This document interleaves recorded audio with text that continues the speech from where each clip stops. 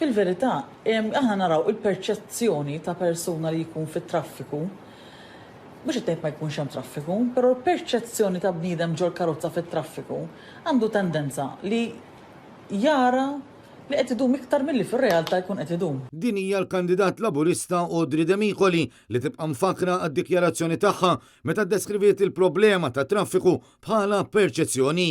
L-istess persuna li llum qed tgħid lil-Labour iwettaq dak li wiegħed incidentalment fl-istess jum li fih il-pajjiż għamel kważi 6 sigħat bit-traffiku staġnat.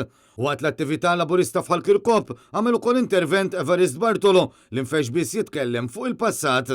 Fit-2 ta' Marzu ta' 77 sena ilu, it-tim Malti kien qed jilgħab kontra il-Hajduk Split, tim famuż ħafna mill-Jugoslavja, kienu qed jilagħbu fl-Empire Stadium. Dak iż-żmien anke l-stadium kienu jissemmew Empire, mhux National, għax konna kolonja. Barra minn hekk Evarist Bartolo ftaħar li l-Labour inħolu għal ħaddiem għalkemm naqas milli jsemmi kif Robert Abela irid jibgħat lin negozjanti jiddejnu.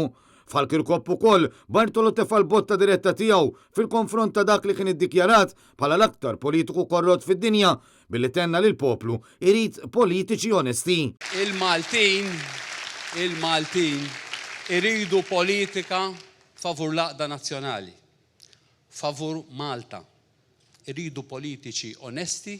L-attak fil-konfront ta' Muscat kompla wkoll mill-kandidat Kita Zopparditanti li qal li Abela kien żvinturat kif bħal partit Fideh fl-2020 wara li Muscat kellu jirriżenja fost il-protesti tas-soċjetà ċivili u l-Partit Nazzjonalista favur il-governanza tajba. Prim ikollok taċċetta li kont żvinturat ħafna kif ħadd it-tmexxija tal-partit u tal-pajjiż. Simon Kassar, Net News.